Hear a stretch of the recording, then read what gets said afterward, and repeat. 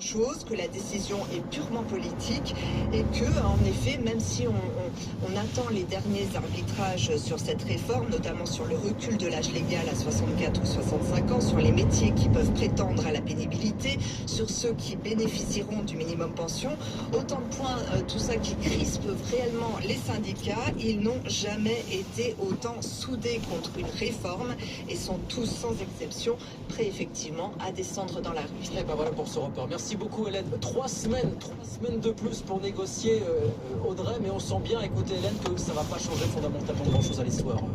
Mais non, mais en plus, il faut bien comprendre qu'il s'agit là de la 5e grande réforme des retraites en seulement 30 ans et qu'à chacune de ces réformes, eh bien, les gouvernements ont tous fait la même erreur d'affirmer haut et fort qu'il s'agissait de la dernière.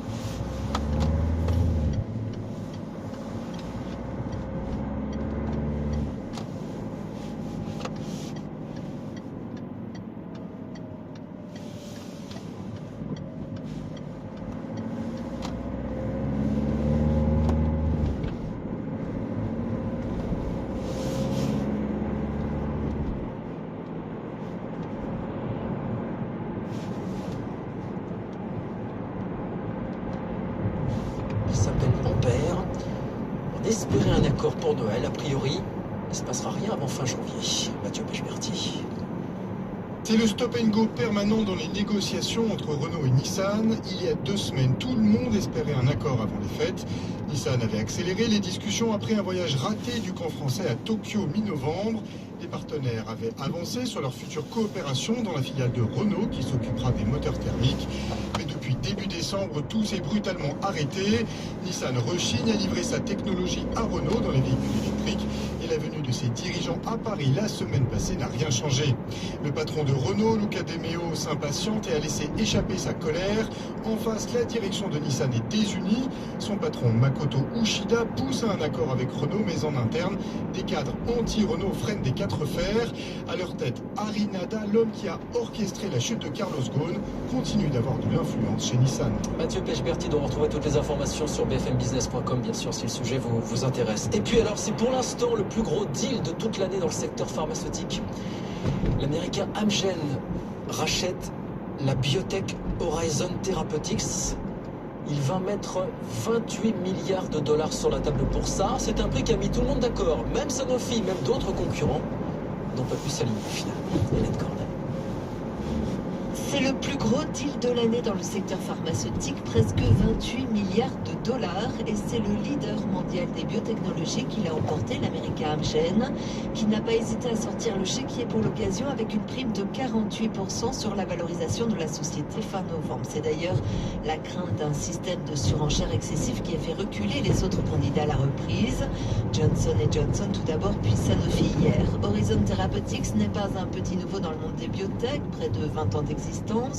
Spécialisé dans les maladies rares et auto-immunes, son produit phare, un traitement contre la maladie oculaire de la thyroïde commercialisé aux États-Unis.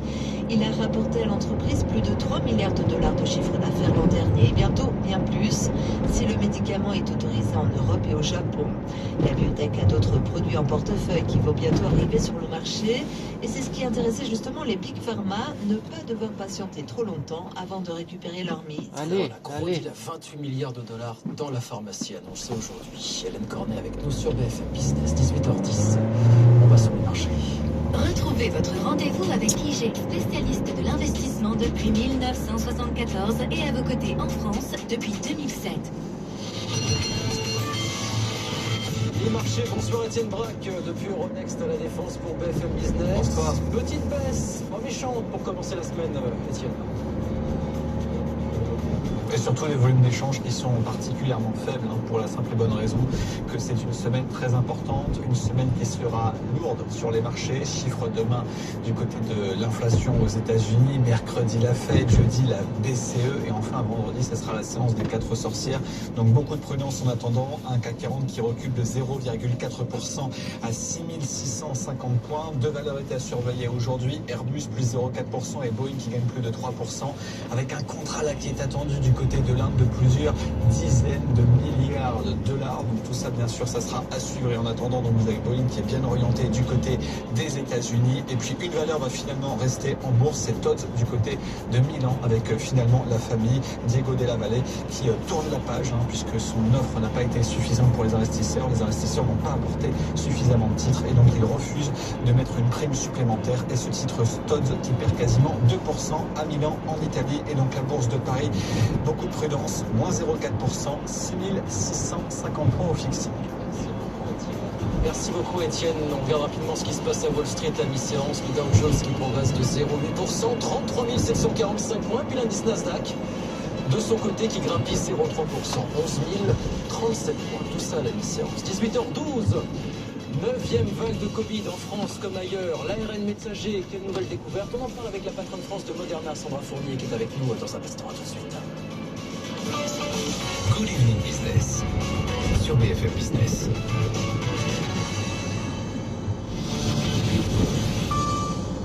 Se faire plaisir toujours au bon prix chez Auchan. Jusqu'à demain, pour toute commande de 60 € d'achat minimum sur le site trader.auchan.fr, profitez d'une remise de 10 € sur votre commande. Avec une offre pareille, vous choisissez le menu, on s'occupe du reste. Auchan, avec plaisir. Jusqu'au 13 décembre, uniquement sur le site trader.auchan.fr. Remise de 10 € pour toute commande de 60 € d'achat minimum. Quelle que soit la date de retrait, code Noël10. Voir détails sur auchan.fr. Pour votre santé, évitez de grignoter. Vous êtes chef d'entreprise? Vous dirigez une PME ou une ETI? Alors vous vous êtes certainement déjà posé ces questions. Ai-je un actionnariat complexe? Comment me développer? Dois-je investir? Racheter mon concurrent? Mon équipe est-elle prête? Le faire seul ou accompagné par un ou plusieurs investisseurs? Et si je vendais? Est-ce le bon moment? Depuis plus de 15 ans, Ideal Développement vous apporte des solutions adaptées, sur mesure, et ce, en totale indépendance. Retrouvez-nous sur i-dealdéveloppement.com. Pierre-Henri de Menton, directeur de la rédaction de Challenge.